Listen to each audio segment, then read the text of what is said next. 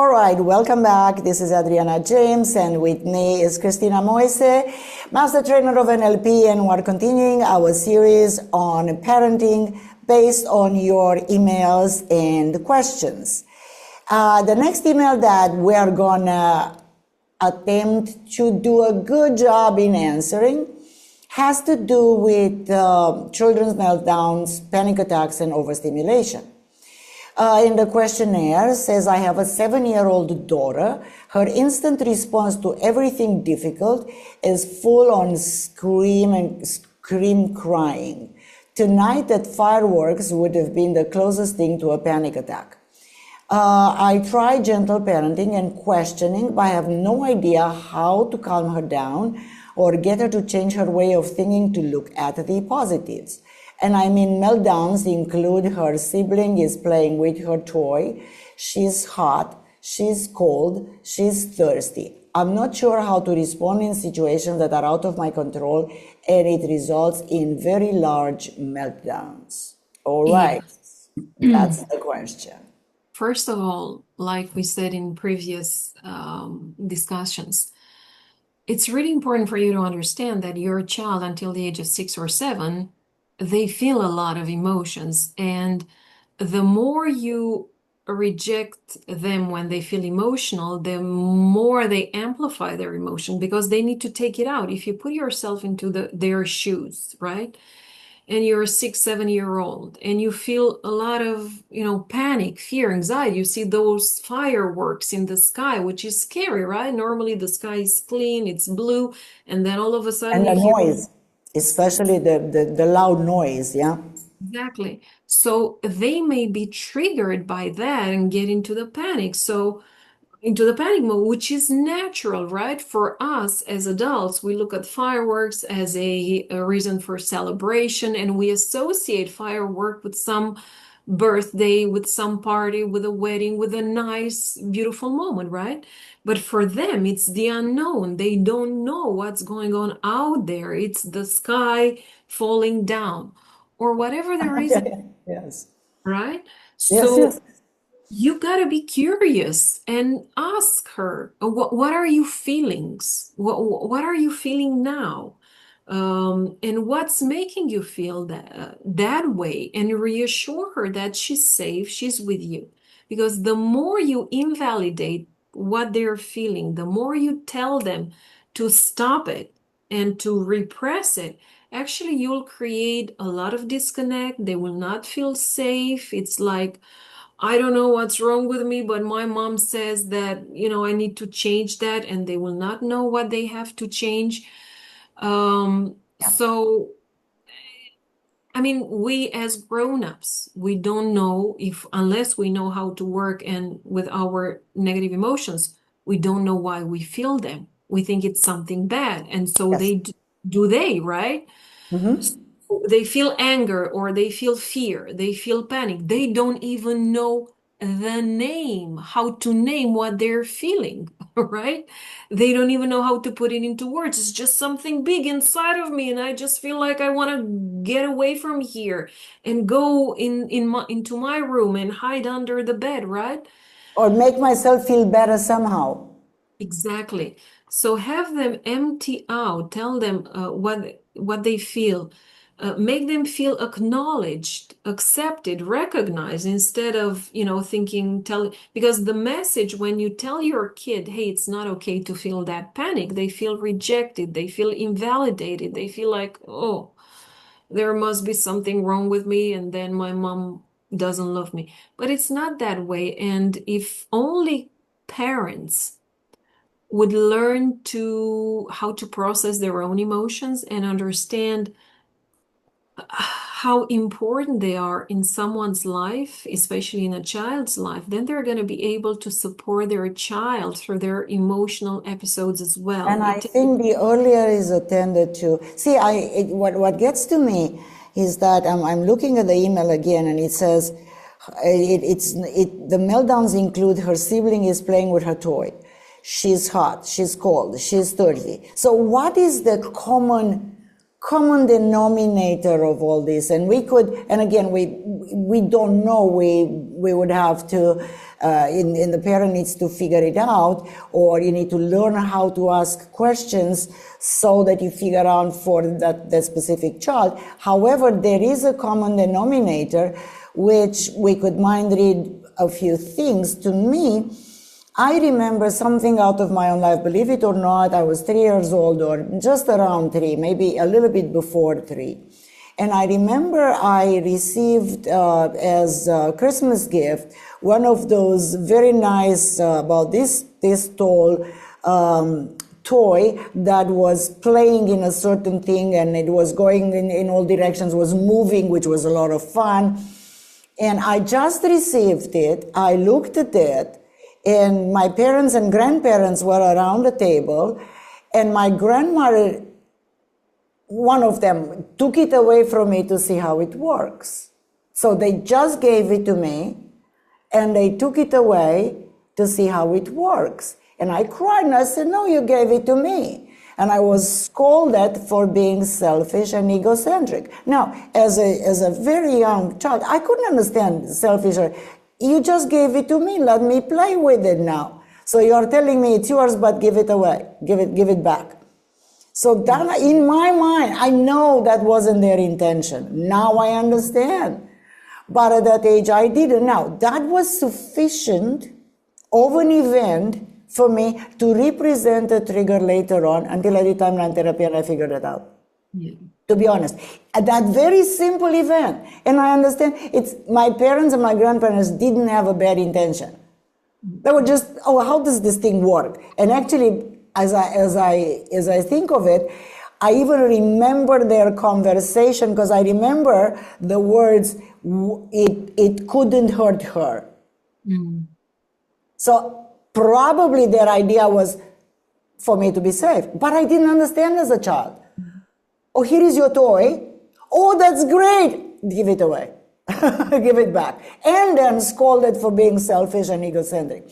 So now that it reminds me this, because what is the common trigger? Why is this child, behaving this way? And in a panic attack, I mean, this is description as a panic attack. What is it, the common thread that unites all of this?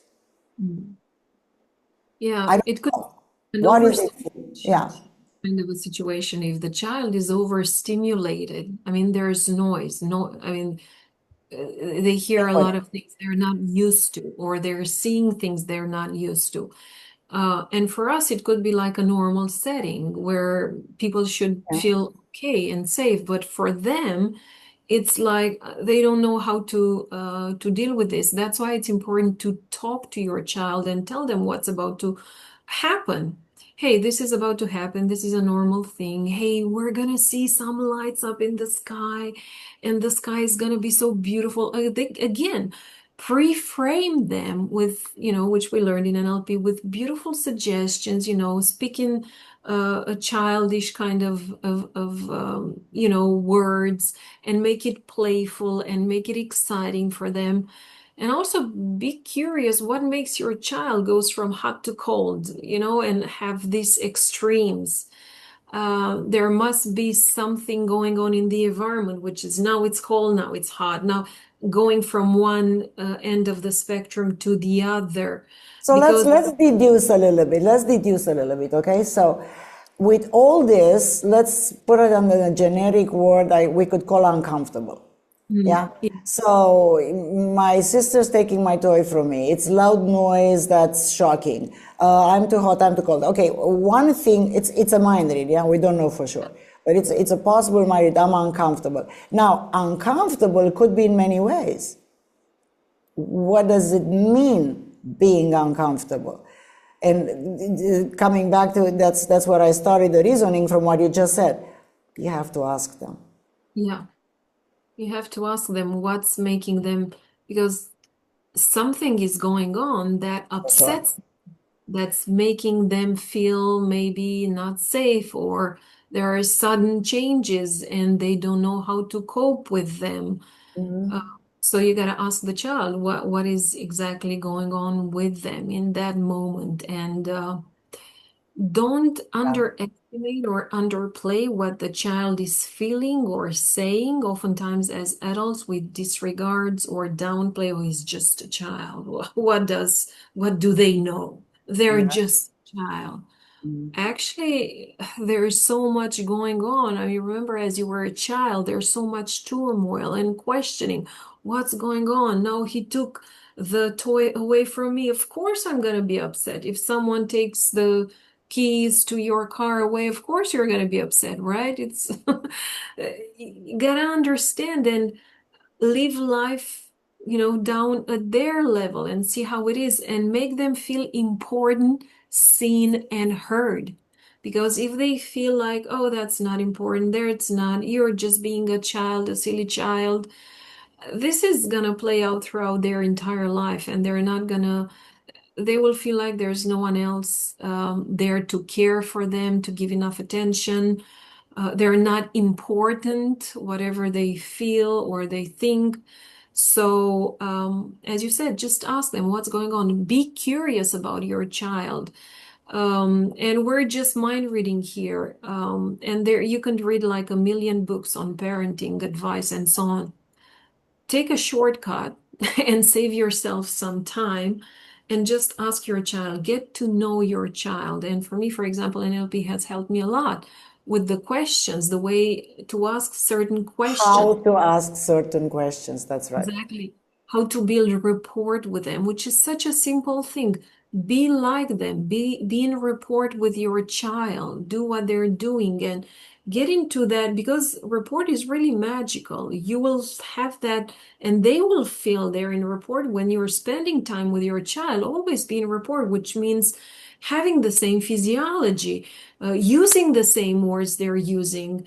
And that will have will definitely change the quality of your relationship with your child, but get to know your child and have them to speak, make them feel heard and seen.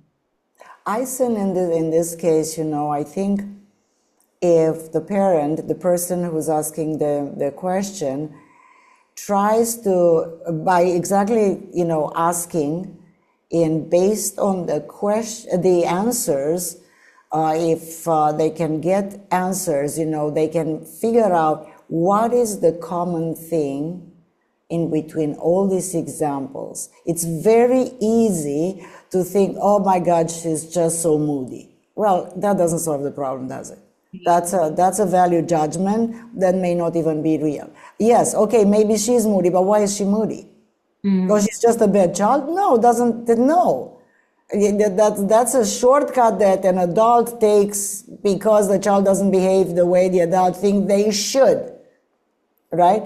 But there is a common thing there which is very hard to say, oh, it's A, B, or C, or whatever, but it's very easy if the parent learns how to ask targeted particular questions to what we call in NLP elicit.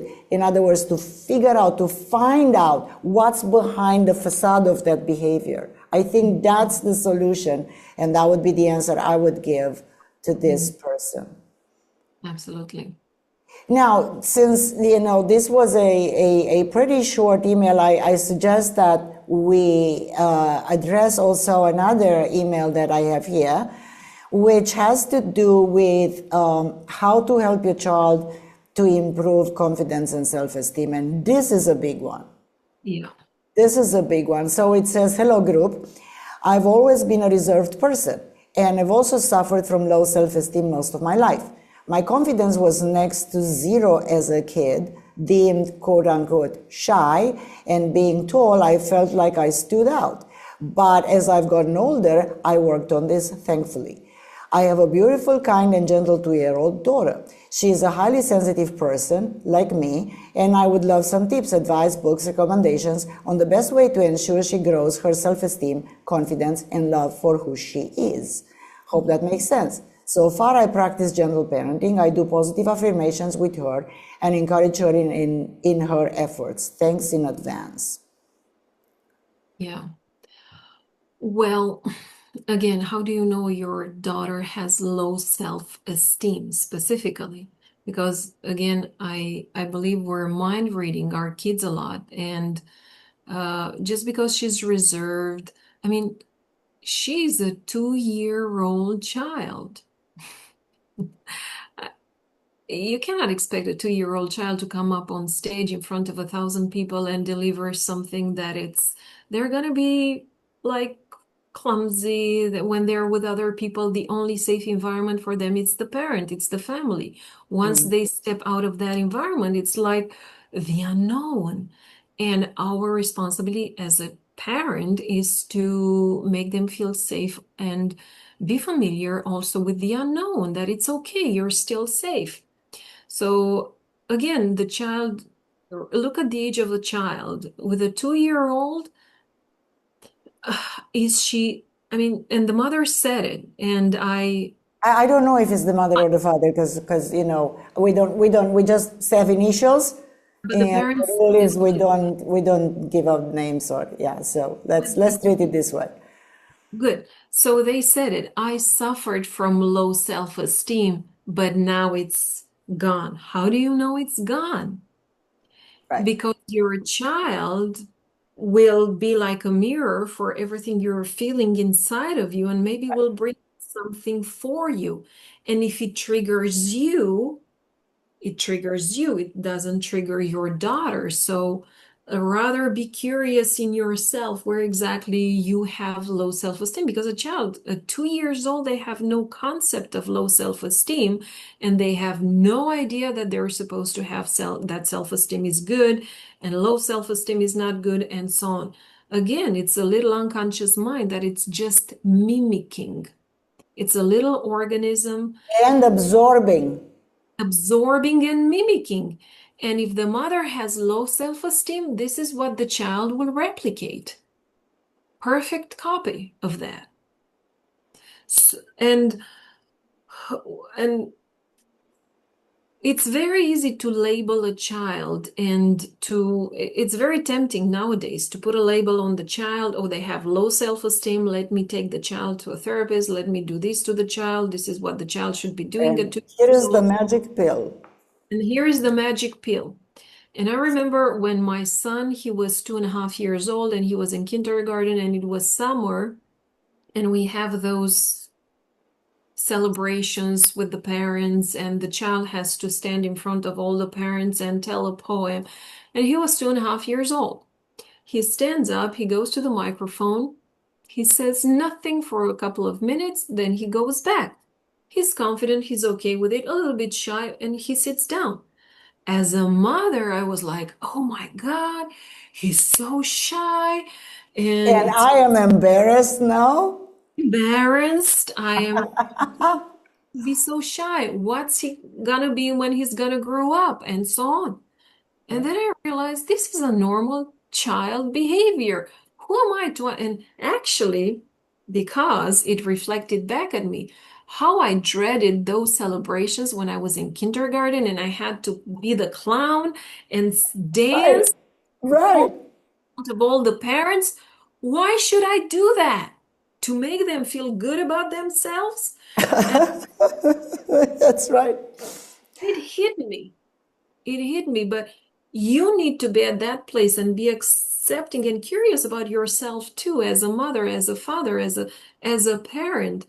And it's okay. I mean, what he did, or what maybe this child is doing, is perfectly normal for a child, for a 2-year-old. Adriana, 2 years old, the child barely speaks.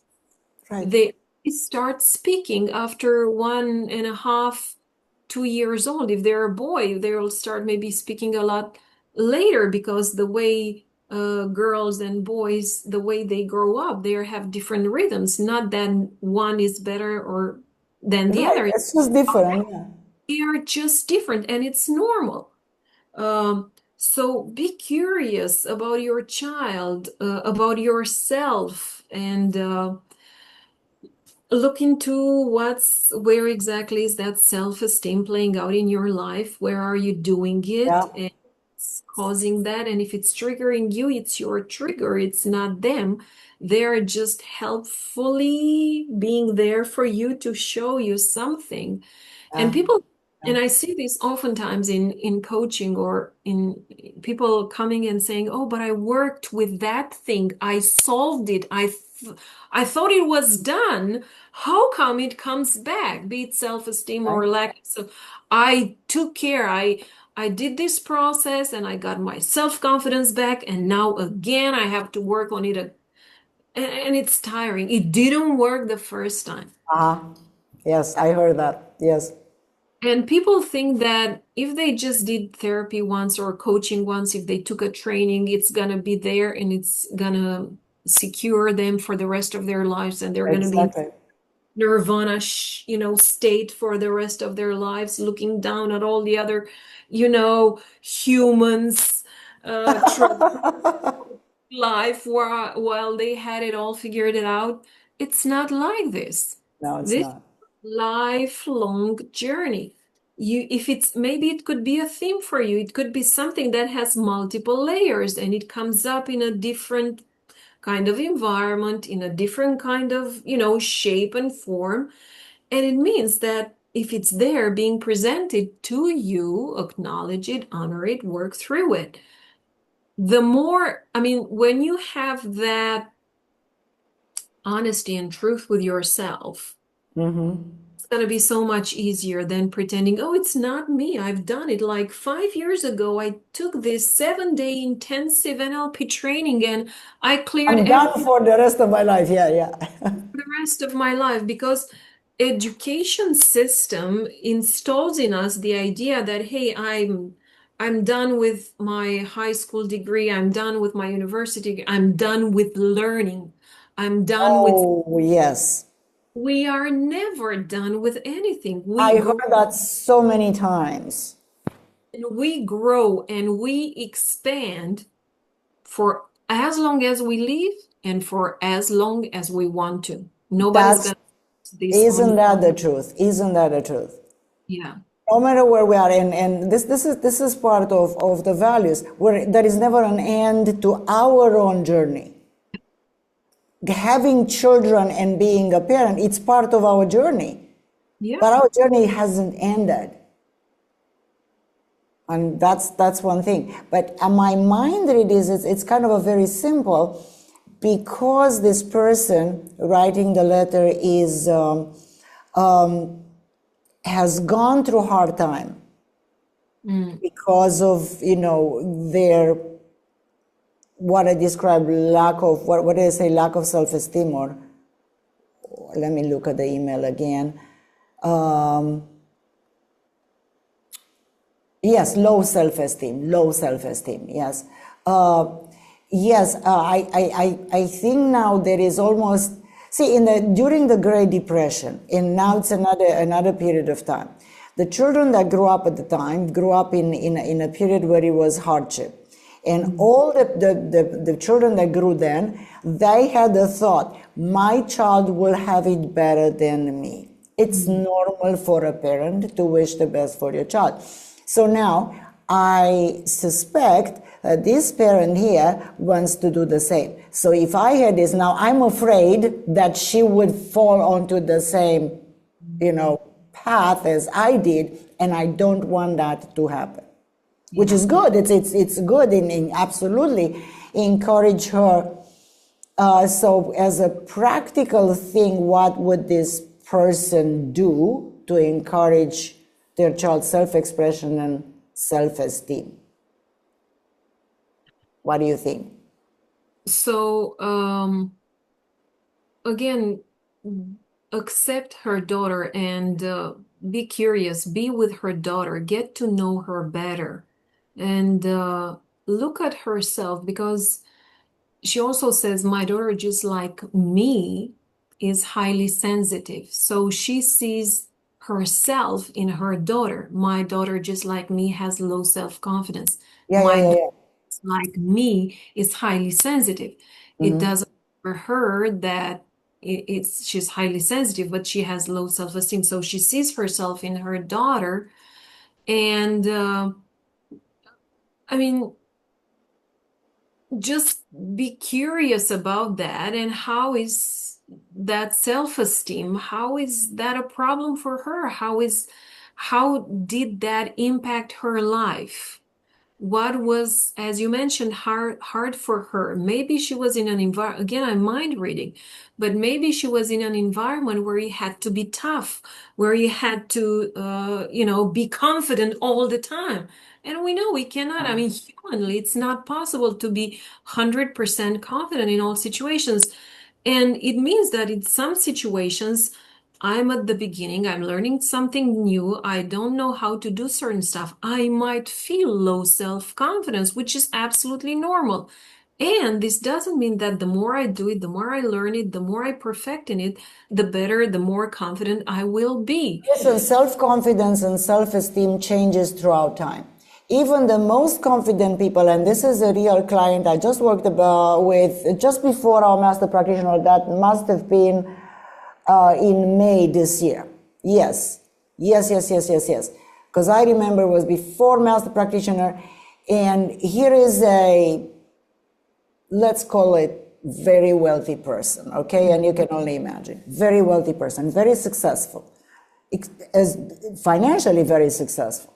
Now, speaking of self-esteem, a few years ago, he ran out into a situation where some people that he used to do business with didn't do business with, and then they got vengeful and they ended up in a court situation, and he lost, I know, several $1 million as a result of that. And here is this person that's super financially successful, and his self-esteem is virtually zero. He feels like a bum. He feels like an idiot. I didn't succeed. They tricked me. They did this and whatever. So self-esteem is almost like a ride. And as you said it, I believe in answering one of the previous questions. When we're small, we don't wonder whether we look good or what will people think of us or whatever when we walk around the house with the Pampers, on our butt. No, seriously, we don't feel low self-esteem. It's something we learn by comparison and by trying to fulfill the expectations that others have of us. Yes. So nowadays for a while actually, if you're not an extrovert, meaning, the life of a party and loving to be with people all the time and, a party animal and this kind of stuff. And I hope, can you still hear me? Because I just had a little flash in the lights. Lights went down for a second. Okay. So if you're not doing this and you're not always, boasting out all this stuff, equals, which is an unfair equal sign, you're not self-confident. Well, I've seen people that are very quiet and actually not talking much, just observing, looking, and if you have a discussion with them, probably they're some of the most self-confident people I've ever met. So how do you express self-confidence? So these are a lot of things that I would, if I was, to advise somebody, I will, tell them, spend some time looking inside you first and then noticing where is that reflecting outside. That's what I would. And do not mistake, as you rightly said, extroversion with being highly confident. Right. Oftentimes, kids that are extroverts or they act a lot and they're in your face a lot and speak a lot and they're loud, they might seem like very confident, but again, that might be a behavior that hides some insecurities. Right. So don't take a behavior for its face value and jump into labeling it immediately, but rather be curious and see what's driving action behind that behavior. What is behind the surface of things? Yeah. What is really going on behind? And then, And anyway. Not for any specialist, because it's going to be different for every parent and for every child. That's the thing, you see. That's the thing that I would encourage every parent to understand. Every child is different. There is no one box where you put all 1 year olds, 2 years old, 3 years old, and so on and so forth. There is no such thing. Your child is just that, your child. And you are yourself as being a parent. So that's this uniqueness you need to always keep in mind, and don't go for the one size fits all method, because there ain't such thing. No way. Yeah. I hope this helps.